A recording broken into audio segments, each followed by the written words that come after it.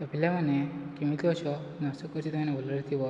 तो आज भिडियो आम षष्ठ श्रेणी विज्ञान बहीर द्वितीय नंबर अध्याय खाद्यर श्रेणी विभाग समस्त प्रश्न उत्तर रचना करवा।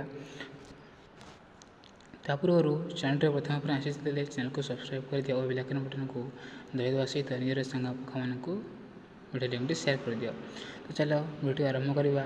प्रथम दिखाई खाद्य तालिकार क्योंटी क्यों श्रेणीर खाद्य चिन्हट कर संपृक्त कोठरी लेख। तो ये बरकोली घी चूना माछ विभिन्न प्रकार खाद्यर नाम दी। तो क्यों खाद्यटी क्यों श्रेणीर ताकू लिखा क्यों श्वेत सार पुष्टि सार स्नेह सार विटामिन खनिज लवण थाए। उत्तरटी हो श्वेत सार। प्रथम देखा श्वेत सार को। श्वेत सार क्यों थाए मांडियार अच्छी मुढ़ी छतुआ अटारे एथिरे श्वेत सार होता है। पुष्टि सार क्यों अच्छे बड़ माछर अच्छी मांसर अच्छी छतुरे अच्छी। स्नेह सार तेल जातीय खाद्य स्नेह सार होता है जपरी घी अंडा चीना बादाम और नड़िया। विटामिन क्यों थाए विटामिन बरकोली अँला कांकड़ पिजुली कमला पाचिला आंब यही विटामिन रही है। बर्तमान से खनिज लवण क्यों रही है चूना माछरे खनिज लवण थाए। सुखुआ साग समुद्र माछ पालांग साग ए खनिज लवण रही है। तंतु जातीय खाद्य क्यों थाए गाजर और मूलार तंतु जातीय खाद्य रही है। तो यह प्रश्न नंबर 2 को देखा। प्रश्न नंबर 2 देखिए कि गुड़िक ठीक 5 चिन्ह दे दर्शाओ। कर दी सूर्यकिरण विटामिन डी थाए पास सूर्यकिरण विटामिन डी थाए। प्रश्न नंबर खर अच्छी अणारे विटामिन सी थाए अणारे विटामिन सी थाए यह मध्य पास हम। प्रश्न नंबर घर दी सुखुआरे अधिक स्नेह सार रही सुखुआरे स्नेह सार न थाए भूल हे। प्रश्न नंबर घ सुषम खाद्य शरीर आवश्यकता पूर्ण करे पास। प्रश्न नंबर मोर देखिए रक्तहीनता होते समुद्र माछ खावा उचित रक्तहीनता होते समुद्र माछ खावा उचित पास। प्रश्न नंबर च विटामिन के सजना छुई मिले नहीं पास विटामिन के सजना छुई मिले नहीं।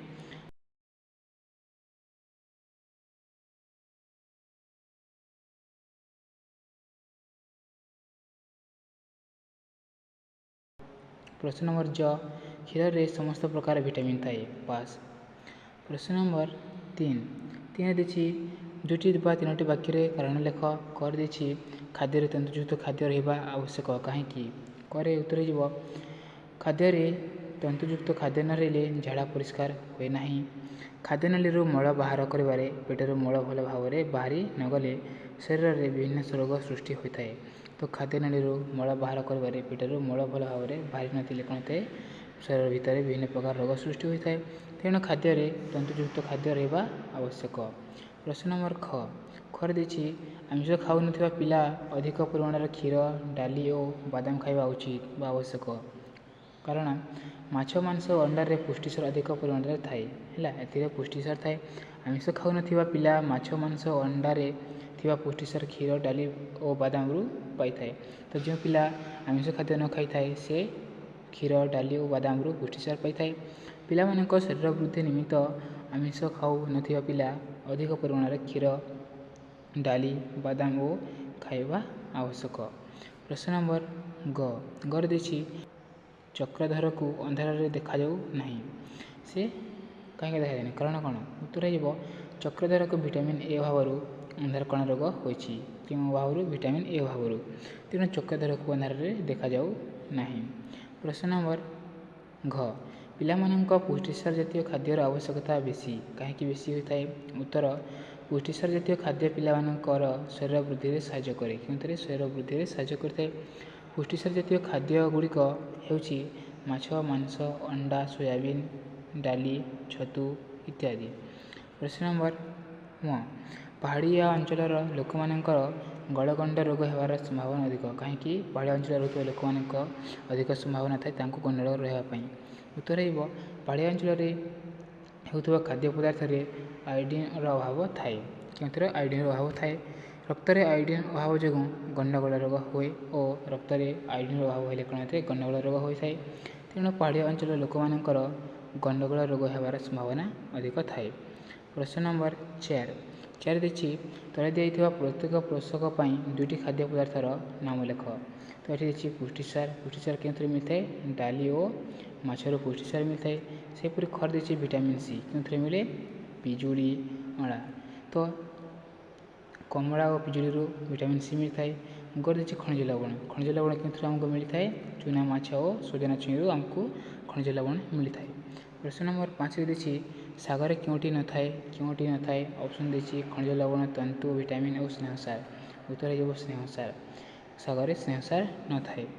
ପ୍ରଶ୍ନ ନମ୍ବର 6 ଯଦି ସବୁ ଗାଈ ଓ ମଇଁଷି ଲୋପ ପାଇଯାଆନ୍ତି ତାହେଲେ କ୍ଷୀର, ଦହି, ଘିଅ, ଛେନା ବ୍ୟତୀତ ଆଉ ଯେଉଁ ସବୁ ଖାଦ୍ୟ ପଦାର୍ଥ ମିଳିବ ନାହିଁ ସେ ମଧ୍ୟରୁ ଦୁଇଟିର ନାମ ଲେଖ। ଯଦି ଗାଈ ଓ ମଇଁଷି ଲୋପ ପାଇଯିବେ ତାହାଙ୍କୁ ଆମକୁ ଏହି କ୍ଷୀର, ଦହି, ଘିଅ, ଛେନା ବ୍ୟତୀତ ଆଉ କେଉଁ ସବୁ ଖାଦ୍ୟ ମିଳିବ ନାହିଁ?